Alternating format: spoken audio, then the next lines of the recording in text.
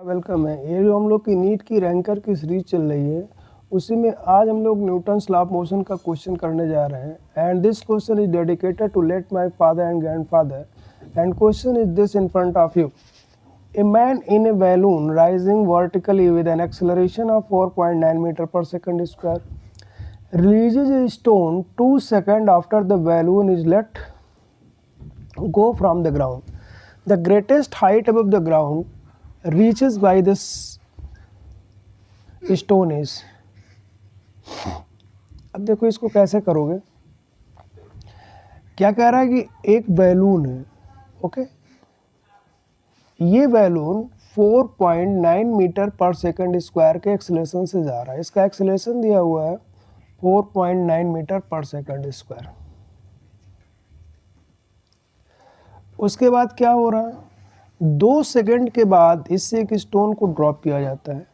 तो 2 सेकंड के बाद ये बैलून होगा कहाँ पे, सर्टेन हाइट पे बैलून पहुंच चुका होगा। मान लीजिए बैलून यहाँ पहुंच चुका है और इस समय इसके पास कुछ इसकी स्पीड होगी, वो मान लीजिए v है। और ये हाइट जो चला गया है बैलून, वो कितना हुआ, h। तो पहले तो हम h कैलकुलेट कर लेते हैं और v कैलकुलेट कर लेते हैं। तो s is equal to U T plus half A T square का जो फॉर्मूला होता है उसी को अप्लाई करेंगे। s is equal to U T plus half A T square. अब इनिशियल वेलोसिटी के बारे में तो कुछ बोल नहीं रहा, रेस्ट से कह रहा है, सॉरी रेस्ट से कह रहा, तो रेस्ट को 0 मान लीजिए। और हाइट h हो गया हमारा, तो ये हाइट हो गई h। u तो 0 है तो ये 0 हो गया। हाफ a की वैल्यू कितना दिया है 4.9 और इंटू टी स्क्वायर, तो टी स्क्वायर का मतलब कितना हो जाएगा 2 का स्क्वायर। तो हाफ से हाफ 2 कट जाएगा, तो h इज इक्वल टू कितना हो गया 9.8 मीटर। इसका मतलब 9.8 मीटर पर जब ये बैलून होगा तो यहाँ से स्टोन ड्रॉप करेगा। अब देखो v is equal to u plus a t लगा लो इसमें, उसमें स्पीड क्या होगा, तो v is equal to u plus a t से अगर स्पीड फाइंड करें तो u तो दिया हुआ है 0 और एक्सेलरेशन दिया था 4.9 और टाइम दिया है 2 सेकंड। तो 4.9 इंटू 2, तो स्पीड हो जाएगा 9.8 मीटर पर सेकंड, इसकी स्पीड हो जाएगी। अब क्या हो रहा, ये स्टोन यहाँ पे ड्रॉप हुआ, ये स्टोन, ठीक है, ये स्टोन ड्रॉप हुआ। अब इस स्टोन के पास स्पीड क्या है, ऊपर की तरफ है, तो अभी और ऊपर हाइट तक जाएगा, है ना। तो मान लीजिए h डैश हाइट तक ये और ऊपर जाता है। यहाँ पे इसकी स्पीड v है, तो ऊपर जाएगा तो स्पीड क्या हो जाएगा 0, है ना। मैक्सिमम हाइट वो होगा जहाँ पे स्पीड 0 हो जाएगा।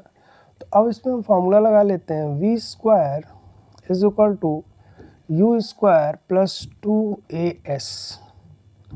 तो v की बात क्या करेंगे 0 और u स्क्वायर की बात क्या करेंगे v स्क्वायर, है ना। ये v यहाँ पे इनिशियल स्पीड है इसके लिए, और प्लस 2a। अब a की बात करो तो ये ग्रेविटी में मोशन कर रहा है। जब तक ये बैलून के अंदर था तब तक इसका acceleration 4.9 metre per second square ऊपर था। अब ये ग्रेविटी के अंतर्गत मोशन कर रहा, तो ग्रेविटी g डाउनवर्ड एक्ट करेगी और नीचे की चीज़ को हम लोग क्या लिखेंगे -9.8। और s का मतलब क्या हो जाएगा h डैश। तो यहाँ से ये लिखो 2 और 9.8, 19.6 h dash is equal to v square. और v हमारा कितना आया था जी 9.8, तो हो जाएगा 9.8 इंटू 9.8। तो यहाँ से h डैश फाइंड कर लोगे तो क्या मिलेगा 9.8 इंटू 9.8 डिवाइडेड बाई 19.6। तो ये एक बार ये कैंसिल हो जाएगा 2 से और ये फिर हो जाएगा 4.9, तो 4.9 मीटर ये हाइट जाएगा। तो टोटल हाइट ये कितना जाएगा ग्राउंड से, ये देखिए ये हमारा ग्राउंड था, तो ग्राउंड से पहले h हाइट जाने के बाद बैलून ड्रॉप किया हुआ है, बैलून से स्टोन ड्रॉप हुआ है, तो ये h इज इक्वल टू हो जाएगा small h plus h dash. h की वैल्यू कितना दिया है 9.8 और h डैश की वैल्यू कितना दिया है 4.9, तो 9.4 और 8.9 कितना हो जाएगा 9 8 जा 17, 9 4 जा 13, 114.7 मीटर, 14.7 मीटर। तो ये मैक्सिमम 14.7 मीटर हाइट तक जाएगा। क्लियर हो गया। एक बार और देख लें इस क्वेश्चन को। कह रहा है balloon start rising with an acceleration of 4.9 metre per second square from the rest.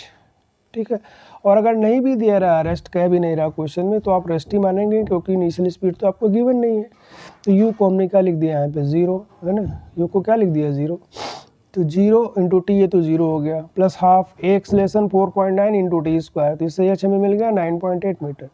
मतलब जब बैलून ग्राउंड से 4.9 मीटर ऊपर होगा उस समय स्टोन इससे ड्रॉप होगा, दिस स्टोन इज ड्रॉप।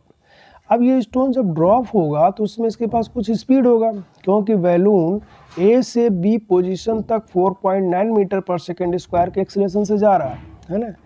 आप एक बात सोच सकते हो कि क्यों ए से बी में ग्रेविटी नहीं लग रही होगी, ग्रेविटी लग रही होगी।